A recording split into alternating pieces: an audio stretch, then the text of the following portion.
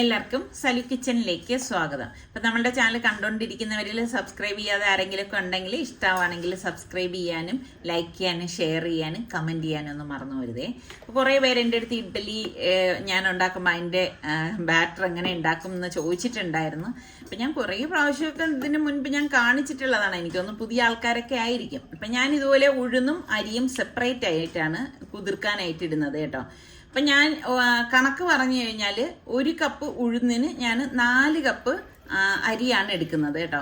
അപ്പം ഞാനിവിടെ ഇഡ്ഡലി റൈസാണ് എടുത്തിരിക്കുന്നത്. ഇനി പച്ചരി ആണെങ്കിൽ ഞാനൊരു 3.5 കപ്പ് പച്ചരിയും പിന്നെ ബാക്കിയുള്ള 1/2 കപ്പിൽ പുഴുക്കലരിയാണ് എടുക്കുന്നത്. ആ ഒരു രീതിയിലാണ് 1 കപ്പ് ഉഴുന്നിന്. പിന്നെ 1 ടീസ്പൂണ് ഉലുവയും കൂടി ചേർത്ത് കൊടുക്കും. ഇന്നിപ്പം ഞാൻ ഉലുവ ചേർത്തിട്ടില്ല കേട്ടോ. അപ്പം ഞാൻ എന്താ ഉഴുന്നാണ് ആദ്യം അരച്ചെടുക്കുന്നത്. ഞാനാണെങ്കിൽ ഉപ്പിട്ടിട്ട് തന്നെയാണ് അരച്ചെടുക്കണത്. അപ്പം അരച്ചെടുക്കുമ്പോൾ നമ്മൾ പ്രത്യേകം ശ്രദ്ധിക്കേണ്ട കാര്യം വെച്ചാൽ ഓവറായിട്ട് വെള്ളവും കൂടുകയും ചെയ്യരുത്, കുറയുകയും ചെയ്യരുത്. ഇങ്ങനെ നമ്മൾ അരച്ചെടുത്ത് കഴിഞ്ഞാൽ നമുക്ക് ഇഡ്ഡലിക്ക് വേണമെങ്കിൽ എടുക്കാം, അതല്ലെങ്കിൽ ദോശയ്ക്ക് വേണമെങ്കിൽ എടുക്കാം, എങ്ങനെ വേണമെങ്കിലും എടുക്കാം കേട്ടോ. നല്ല സോഫ്റ്റ് ആയിട്ടുള്ള ഇഡ്ഡലിയാണ് ഈ ഒരു രീതിയിൽ ഉണ്ടാക്കിയെടുക്കുമ്പോൾ കിട്ടുന്നത്. പിന്നെ അരി അരയ്ക്കുമ്പോഴേക്ക് 2 or 3 ബാച്ചായിട്ട് നമുക്ക് അരച്ചെടുക്കാം കേട്ടോ. ഇത് തന്നെ നമുക്ക് ഗ്രൈൻഡറിലിട്ട് അരച്ചെടുക്കുകയാണെങ്കിൽ കുറച്ച് ക്വാണ്ടിറ്റി കൂടുതലായിട്ട് നമുക്ക് കിട്ടുവേ. അപ്പം ഞാൻ എളുപ്പത്തിന് വേണ്ടിയിട്ട് ഇതുപോലെ മിക്സിയിൽ തന്നെയാണ് അരച്ചെടുക്കുന്നത്. പക്ഷെ നല്ല ഫ്ലഫി ആയിട്ടുള്ള ഇഡ്ഡലി നമുക്ക് കിട്ടുകയും ചെയ്യും. അപ്പം ഉഴുന്നും അരിയും അരച്ചതും കൂടി ഇതുപോലെ ഒന്ന് ഒഴിച്ചു കൊടുക്കും. പിന്നെ നമുക്ക് ഇത് നല്ലതുപോലെ പൊങ്ങി കിട്ടാൻ വേണ്ടിയിട്ട് ഒരു ടിപ്പുണ്ട് കേട്ടോ. അപ്പം കൈ നന്നായിട്ട് ഒന്ന് കഴുകിയെടുക്കണം. കഴുകിയെടുത്ത ശേഷം നമ്മൾ ഇതുപോലെ ഈ മാവ് കൈകൊണ്ട് മിക്സ് ചെയ്തെടുക്കണം. ചിലർക്കിത് കാണുമ്പം എന്തെങ്കിലുമൊക്കെ തോന്നും, അയ്യേ ഇങ്ങനെയാണോ ചെയ്യുന്നതെന്നൊക്കെ. പക്ഷെ ഇതാണ് അതിൻ്റെ ശരിയായ രീതി കേട്ടോ. നല്ലതുപോലെ കൈകൊണ്ട് നല്ല അടിച്ചെടുക്കണം. അത് കഴിഞ്ഞ് നമ്മൾ മൂടി വെച്ചിട്ട് ഒരു 7-8 മണിക്കൂറെങ്കിലും റെസ്റ്റ് ചെയ്യാനായിട്ട് വെക്കണം. അപ്പോൾ മാത്രമേ ഈ മാവ് പൊങ്ങി കിട്ടത്തുള്ളൂ കേട്ടോ. അപ്പം ഈ ഒരു അളവാണ് ഞാൻ ഇഡ്ഡലിക്ക് വേണ്ടിയിട്ട് എടുക്കുന്നത്. അപ്പം എൻ്റെ അടുത്ത് ചോദിച്ച എല്ലാവർക്കും വേണ്ടി ഞാൻ ഈ ഒരു വീഡിയോ സമർപ്പിക്കുകയാണ് കേട്ടോ. അപ്പോൾ ഞാൻ മാവിനിപ്പം പൊങ്ങാനായിട്ട് മാറ്റി വെക്കണം. എനിക്കിന്നൊരു അപ്പോയിൻമെന്റ് ഉണ്ടായിരുന്നേ. അപ്പോൾ അതിന് ഞാൻ പോകാൻ തയ്യാറെടുത്തുകൊണ്ടിരുന്നപ്പോഴാണ് കണിയാപുരത്തെ സെറാമിക് സ്റ്റുഡിയോയായ ക്ലെയോറയിൽ നിന്ന് നമ്മളുടെ സിയാദും ആൽഫയും വന്നതേ. ശരിക്കും പറഞ്ഞാൽ ഞാൻ ഇവരുടെ ഷോപ്പിലേക്ക് പോകാനിരിക്കുകയായിരുന്നു കേട്ടോ. ഇവരുടെ ഷോപ്പിൽ ഒരുപാട് നല്ല അടിപൊളി യൂണിക്കായിട്ടുള്ള നല്ല ക്രോക്കറി ഐറ്റംസ് ഒക്കെ ഉണ്ട് കേട്ടോ. അതുപോലെ തന്നെ ഇത് ഇഷ്ടപ്പെടുന്നവർ, ഞാനിതൊക്കെ ഇഷ്ടപ്പെടുന്ന കൂട്ടത്തിലാണ്. നല്ല അടിപൊളി ക്രോക്കറി ഐറ്റംസ് അതെല്ലാം ഇവരുടെ ഷോപ്പിലുണ്ട്. അപ്പം ഇൻഷാല്ലാ ഞാൻ ഒരു ദിവസം ഇവരുടെ ഷോപ്പിൽ പോകുമ്പോഴേക്ക് ഞാൻ ഡീറ്റെയിൽസ് ഒക്കെ കാണിച്ചു തരാം കേട്ടോ. അപ്പം അതാ നമ്മുടെ സനക്കുട്ടിക്ക് പാകത്തിന് ഒരാളിനെ കിട്ടിയിട്ടുണ്ട്. അങ്ങനെ അവൾ ഭയങ്കര സന്തോഷമായിട്ട് നിൽക്കുകയാണ് കേട്ടോ. പുതിയ ബേബി എടുത്താ? ഈ ബേബി ഞാൻ എടുക്കാട്ടാ.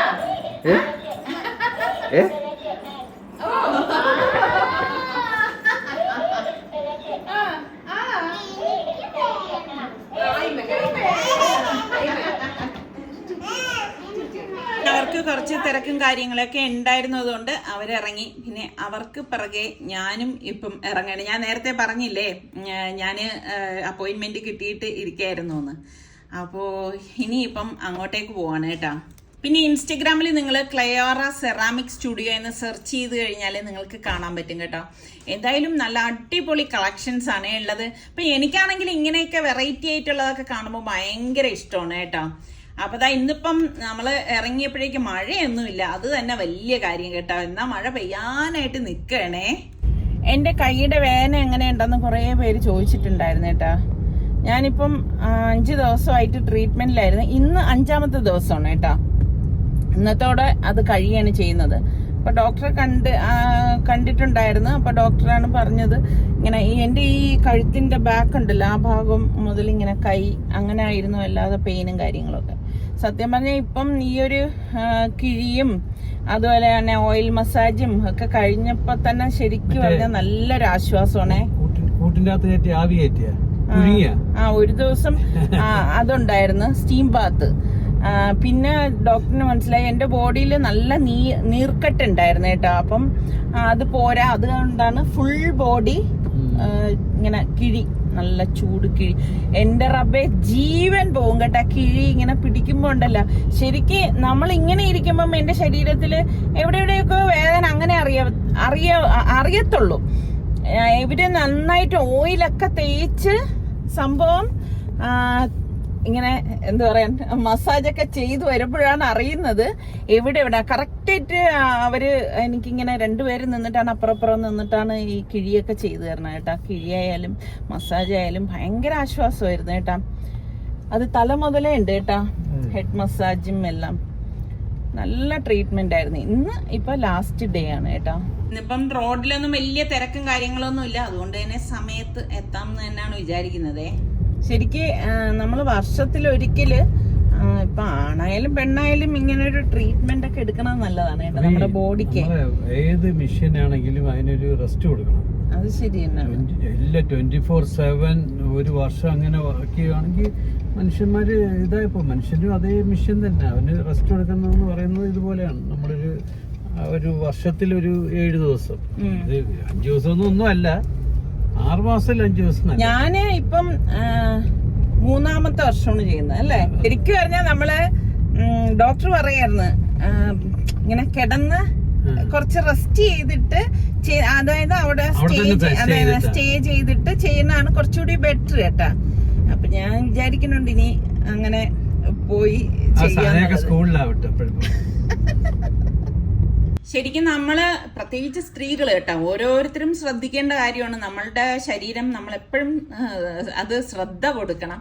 അപ്പം നമ്മളൊരു പ്രായമൊക്കെ ആയി കഴിഞ്ഞു കഴിഞ്ഞാല് ഇതുപോലെ നമുക്ക് കൈയുടെ അവിടെ തോളിന്റെ അവിടെ പല ജാതി വേദനകളും കാര്യങ്ങളും ഒക്കെ ഉണ്ടാവും. അപ്പം നമ്മൾ ഇതുപോലെയുള്ള ട്രീറ്റ്മെന്റ്സും കാര്യങ്ങളും ഒക്കെ ഇടയ്ക്ക് എടുക്കുന്നത് എന്തുകൊണ്ടും നല്ലത് തന്നെയാണ് കേട്ടോ. ഇപ്പൊ ഞാൻ എന്റെ കാര്യം പറഞ്ഞാൽ ഞാൻ പറഞ്ഞില്ലേ, ഇപ്പൊ ഒരു 3 വർഷമായിട്ട് ഞാൻ ഇങ്ങനെ ഇടയ്ക്കൊക്കെ ട്രീറ്റ്മെന്റ് ചെയ്യുന്നുണ്ട്.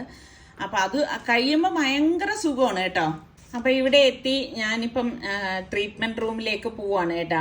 അപ്പം നിങ്ങൾ ഓരോരുത്തരും ഇതുപോലെ ഒന്ന് ശ്രദ്ധിച്ച് ഇതുപോലെയൊക്കെ ഉള്ള ട്രീറ്റ്മെന്റുകൾ ഇടയ്ക്ക് എടുക്കാനായിട്ട് നോക്കുക. അതെന്തായാലും നിങ്ങൾക്ക് അത് ഹെൽപ്ഫുൾ ആവും എന്ന് തന്നെയാണ് എൻ്റെ ഒരു വിശ്വാസം കേട്ടാ. ഇതാണ് എൻ്റെ ട്രീറ്റ്മെന്റ് റൂം.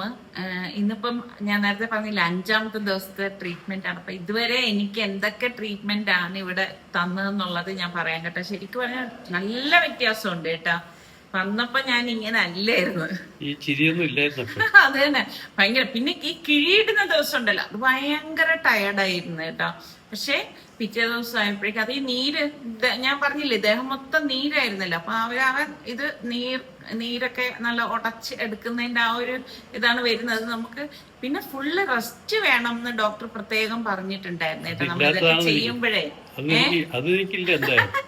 പക്ഷെ അത് അങ്ങനെ റെസ്റ്റ് എടുത്താൽ മാത്രമേ നമ്മൾ ഇങ്ങനൊക്കെ ചെയ്യുന്നത് കൊണ്ട് നമുക്ക് ഫലം കിട്ടത്തുള്ളൂ. ഞാൻ പറഞ്ഞില്ലേ ഞാൻ കഴിഞ്ഞ വർഷം ഈ ഒരു ട്രീറ്റ്മെന്റ് ഇതുപോലെ തന്നെ ചെയ്തിട്ടുണ്ടായിരുന്നു, അതിന് മുന്നത്തെ വർഷം ചെയ്തിട്ടുണ്ടായിരുന്നു.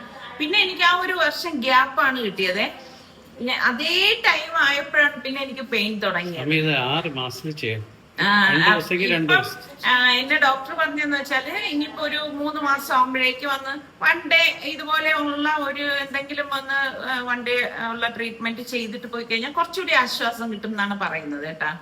ഇതാണ് സ്റ്റീം ബാത്ത് ചെയ്യുന്നത് കേട്ടോ. ഇവിടെയാണ് ശരിക്ക് സ്റ്റീം ബാത്ത് ചെയ്തിട്ടുള്ളവരൊക്കെ ഒന്ന് പറയുക കേട്ടാ. അറിയാലോ നമ്മളുടെ വ്യൂവേഴ്സിൽ എത്ര പേര് ഇതൊക്കെ ചെയ്തിട്ടുണ്ടെന്നുള്ളത്. പിന്നെ ഇതൊന്നും നമ്മളുടെ ഇഷ്ടത്തിനനുസരിച്ചല്ല ചെയ്യുന്നത്. ഡോക്ടർ നമ്മളെ പരിശോധിച്ച ശേഷം ഡോക്ടറാണ് പറഞ്ഞു തരുന്നത് നമ്മളുടെ ട്രീറ്റ്മെന്റും കാര്യങ്ങളും ഒക്കെ കേട്ടോ. അത് കഴിഞ്ഞ് ഇതുപോലെ ധൂമപാനം ഒക്കെ ചെയ്ത് കഴിയുമ്പം ഒരു ചുക്ക് കാപ്പിയും കൂടെ കുടിച്ചു കഴിയുമ്പോൾ എന്തൊരു സുഖമാണെന്നറിയാവോ. അപ്പൊ അതൊക്കെ കഴിഞ്ഞ് ഇനിയിപ്പം നേരെ ഇനി വീട്ടിലേക്കാണേ. അങ്ങനെ ഇപ്പം എന്റെ ട്രീറ്റ്മെന്റിന്റെ ആ ഒരു ഇത് കഴിഞ്ഞു. എന്നാലും റെസ്റ്റ് എടുക്കണം എന്നാണ് 5 ദിവസം വണ്ടി ഒന്നും എടുക്കല്ലോ എന്നാണ് പറഞ്ഞിരിക്കുന്നത്. റെസ്റ്റ് എടുക്കുക എന്ന് പറയുന്നതാണല്ലേ. അപ്പൊ ഒരു കാര്യം ചെയ്യും, സ്കൂട്ടർ കൊണ്ടൊന്ന് വർക്ക്ഷോപ്പിൽ കൊടുക്കും, നന്ന ബാക്കിയുള്ള മെയിൻ്റെനൻസ്. അപ്പൊ നീ ഉണ്ടെങ്കിലല്ലേ എടുക്കുള്ളൂ, കാറും ഒന്നും എടുക്കണ്ട. എന്തായാലും വ്യത്യാസമില്ലേ? നല്ല വ്യത്യാസമുണ്ട്. ആദ്യത്തെ ദിവസമൊക്കെ ഭയങ്കര. പക്ഷെ നീ മുമ്പ് അത് ചെയ്തിട്ട് റെസ്റ്റ് എടുക്കാത്തോണ്ട് തന്നെ എനിക്ക് തോന്നുന്നു പൂർണ്ണമായിട്ട് പോവാത്തേന്ന് തോന്നുന്നു.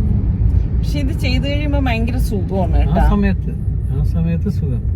പക്ഷെ അത് നമ്മള് സൂക്ഷിക്കണം വെച്ചാൽ അവര് പറഞ്ഞ പോലെ ഡോക്ടർമാരെന്ത് പറയുന്നു അത് ചെയ്തു കഴിഞ്ഞാൽ മാത്രമേ അതിന്റെ ഗുണം കിട്ടും. ചിലവര് പഥ്യം നോക്കാൻ പറയും, പഥ്യം നോക്കൂല. അപ്പൊ ഇന്ന് ഗ്യാസിന്റെ നന്നാക്കാൻ ആള് വരും എന്ന് പറഞ്ഞിട്ടുണ്ടായിരുന്നേ, അതിനുള്ള ടൈം ആയി. ഗ്യാസ് ഇങ്ങനെ പോണതേ ഉള്ളൂ. അല്ല ഫ്ലെയിം വരുന്നില്ല.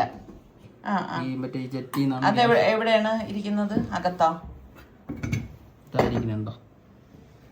അതിൽ നിന്നാണ് ഗ്യാസ് വരണത്. അത് ചിലപ്പോ ഇത് കുറച്ചുകൂടെ വലുതാണ്, അപ്പൊ കുറച്ചുകൂടെ ഫ്ലെയിം കിട്ടും. ഞാൻ പൊട്ടി ഇടയ്ക്ക് മേളിലോട്ട് അടിക്കുള്ളൂ. ഇത് ചൂടായിരിക്കുന്നതാണ് മേളിലോട്ട് അടിക്കും. അതുപോലെ നോബില് ചൂട് വരുന്നുണ്ട്. അത് വരും നോബ് ചൂട് വരും. ഈ പാത്രം വലിയ പാത്രം വയ്ക്കൂലേ, ഫ്ലെയിം കൊണ്ട് ചൂടാ. അപ്പൊ ഇതിപ്പം എത്ര ഇതെല്ലാം കൂടി എങ്ങനെ ചാർജ് ആവുന്നത്? ഇത് പ്ലഗ് 2 എണ്ണം കൂടെ 600.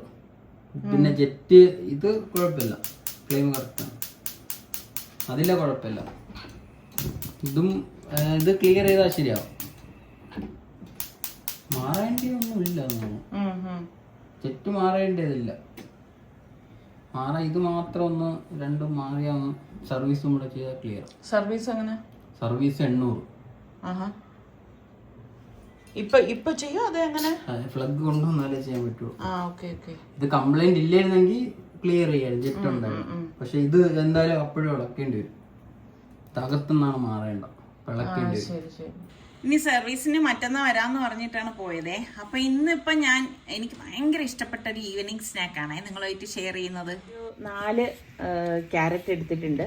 അപ്പൊ അത് വളരെ കനം കുറച്ച് ഒന്ന് നീളത്തിൽ അരിഞ്ഞെടുക്കണം. അപ്പൊ ഞാൻ എളുപ്പത്തിന് വേണ്ടിയിട്ട് ഇതാ ഈ പീലറാണ് ഉപയോഗിക്കുന്നത്. ഇതാകുമ്പോൾ നല്ല യൂസ്ഫുൾ ആണ്. അപ്പൊ അതാ ഞാൻ ക്യാരറ്റ് എല്ലാം ഇവിടെ സ്ലൈസ് ചെയ്തെടുത്തു.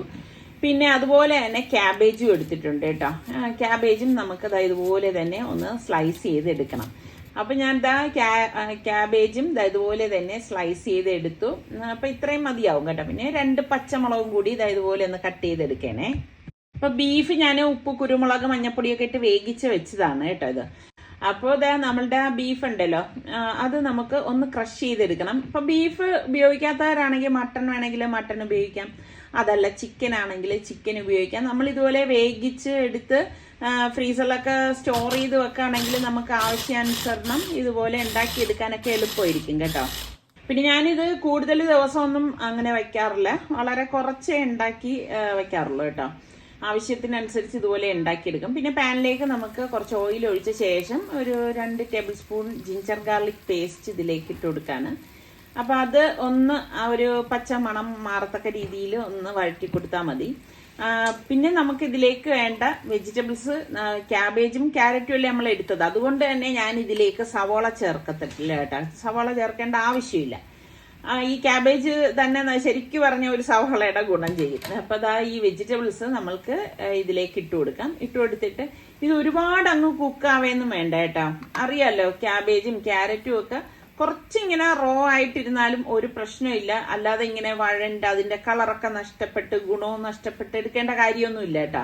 അപ്പൊ എന്നിട്ട് നമുക്ക് ഇതുപോലെ ഒന്ന് വഴറ്റി കൊടുക്കാം. ഇപ്പൊ ഇതിലേക്ക് നമുക്ക് ഈ സമയത്താണ് ഞാൻ പാകത്തിനുള്ള ഉപ്പ് ചേർത്ത് കൊടുക്കുന്നത്. പിന്നെ 1 ടീസ്പൂൺ മഞ്ഞൾപ്പൊടിയും 1 ടീസ്പൂൺ ഗരം മസാല പൊടിയും, പിന്നെ നമുക്ക് ഇതിലേക്ക് വേണ്ടിയിട്ട് മിന്റ് ലീഫ് ഇല്ലേ, അതൊക്കെ നമുക്ക് വാങ്ങിക്കാൻ കിട്ടും. ഇപ്പൊ നിങ്ങളുടെ കയ്യിൽ ഇതുപോലെ ഇല്ലെങ്കിൽ മറ്റേ ഫ്രഷ് പുതിന ഇട്ടാലും മതി. പിന്നെ 1 ടീസ്പൂൺ ഒണിയൻ പൗഡർ കേട്ടോ. പിന്നെ ഇതൊക്കെ ഇടുമ്പോഴാണ് നല്ല ടേസ്റ്റ് ഉണ്ടാവണത്. പിന്നെ പാഴ്സ്ലി ലീഫ് അതും 1 ടീസ്പൂൺ ഇട്ട് കൊടുക്കാം.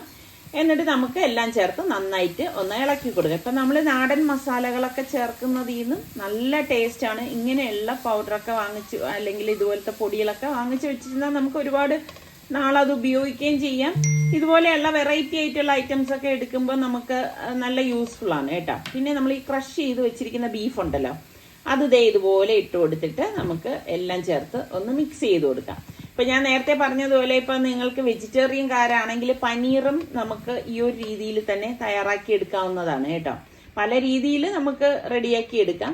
അപ്പൊ ഇത്രയേ ഉള്ളൂ നമ്മളുടെ ഫില്ലിങ്. അപ്പൊ ഇനി ഇത് അതൊന്ന് കുക്കാവാൻ വേണ്ടിയിട്ട്, എല്ലാം ഓൾറെഡി കുക്കായിട്ടുണ്ട്, മിക്സ് ആയിട്ട് വരാൻ വേണ്ടിയിട്ട് ഞാനൊന്ന് അടച്ചു വെച്ചു കൊടുക്കാനേ.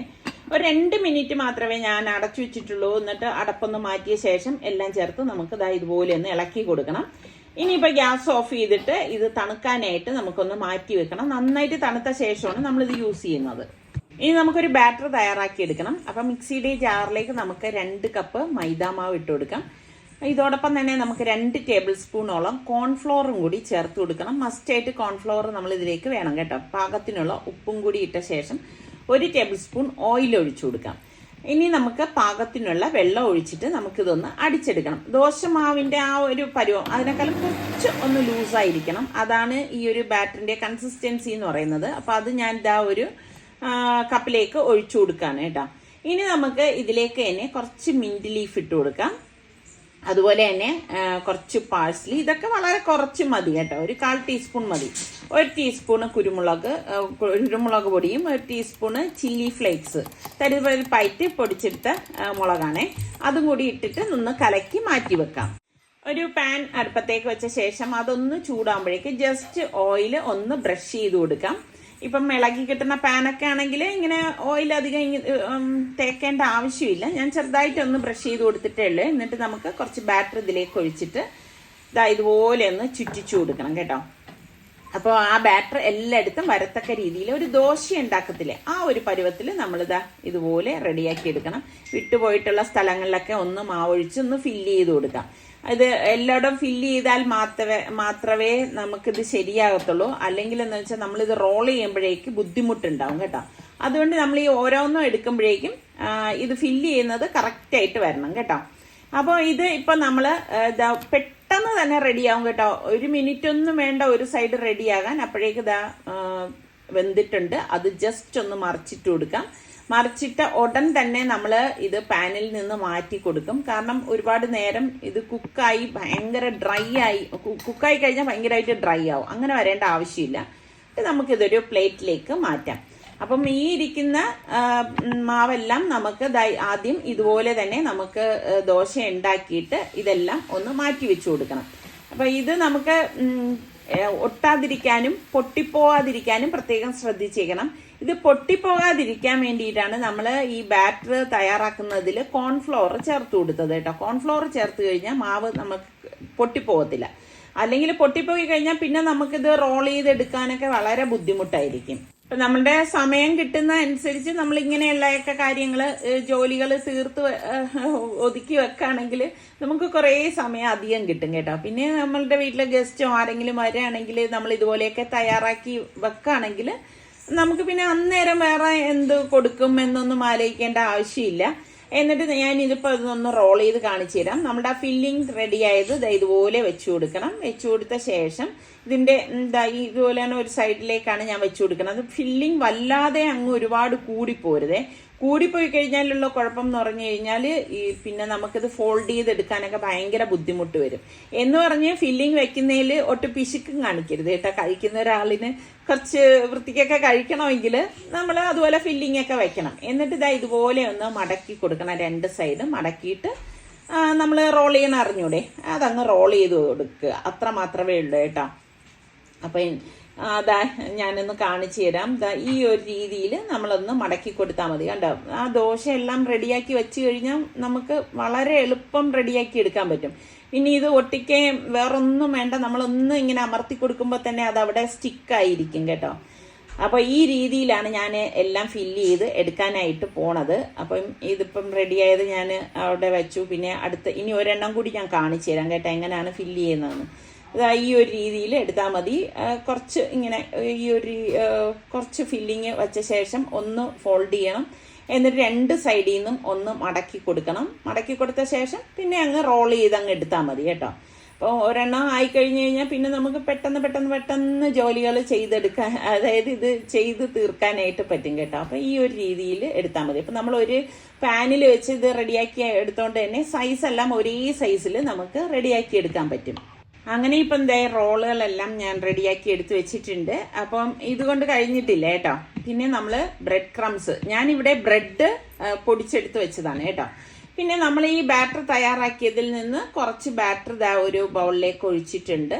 എന്നിട്ട് ആ ബാറ്ററിലേക്ക് ഈ റോള് മുക്കിയ ശേഷം ഇനി നമുക്ക് ഇതിനെ ബ്രെഡ് ക്രംസിൽ, അതായത് റസ്ക് പൊടിയില്ലേ, ഇതിപ്പോൾ ബ്രെഡ് പൊടിച്ചെടുത്തതാണ് കേട്ടോ, അതിലേക്ക് ഇട്ടിട്ട് ഇതുപോലെ നമുക്ക് മറ്റേ കൈ കൊണ്ട് മിക്സ് ചെയ്ത് കൊടുക്കാം. കാരണം നമ്മൾ മറ്റേതെന്ന് പറഞ്ഞു കഴിഞ്ഞാൽ മാവിൽ മുക്കി കഴിഞ്ഞ് കഴിഞ്ഞാൽ പിന്നെ ഈ ഒരു പ്രോസസ്സ് എന്ന് പറഞ്ഞാൽ ഭയങ്കര എനിക്ക് ബുദ്ധിമുട്ട്. അതായത് ഇങ്ങനെ ഈ ഒട്ടിപ്പിടിക്കുന്നതൊന്നും എനിക്ക് ഇഷ്ടമില്ല കേട്ടോ. നിങ്ങൾ എത്ര പേർക്ക് അങ്ങനെ ഉള്ളവരുണ്ട്, എന്നെ പോലെ ചിന്തിക്കുന്നവര്? ശരിക്കും നമ്മൾ ഈ സ്പ്രിംഗ് റോളൊക്കെ പുറത്തുനിന്നൊക്കെ വലിയ വില കൊടുത്തൊക്കെ വാങ്ങിക്കുമല്ലോ. നമ്മൾ വീട്ടിലുണ്ടാക്കി കഴിച്ചു കഴിഞ്ഞാലുണ്ടല്ലോ പിന്നെ നമ്മൾ പുറത്തുനിന്നൊന്നും വാങ്ങിക്കാൻ വലിയ ഇൻട്രസ്റ്റ് കാണിക്കത്തേ ഇല്ല കേട്ടോ. കാരണം നമുക്ക് ഇഷ്ടമുള്ള രീതിയിലുള്ള ഫില്ലിങ് നമുക്ക് ഇതിൽ തയ്യാറാക്കി എടുക്കാൻ പറ്റും. അപ്പൊ എണ്ണ നന്നായിട്ട് ചൂടാകുമ്പോഴേക്കും നമുക്ക് ആവശ്യമുള്ള റോൾസ് ഇതുപോലെ എണ്ണയിലേക്ക് ഇട്ട് കൊടുക്കണം. അപ്പം ഈ ഒരു രീതിയിൽ മുങ്ങി നിൽക്കത്തക്ക രീതിയിൽ എണ്ണ ഒഴിച്ചു കൊടുക്കണം കേട്ടോ. പിന്നെ ഇത് നമ്മൾ മൈദാമാവല്ലേ ഉപയോഗിച്ചത്, നിങ്ങൾക്ക് വേണമെങ്കിൽ ഗോതമ്പ് മാവിലും ഇത് തയ്യാറാക്കാം, ഹെൽത്തി ഇതൊക്കെ നോക്കുന്നവരാണെങ്കിൽ. പക്ഷെ അങ്ങനെ നോക്കുമ്പോഴേക്കും നമ്മൾ വല്ല എയർ ഫ്രയറിലും വെച്ചിട്ട് ഫ്രൈ ചെയ്തെടുക്കേണ്ടി വരും.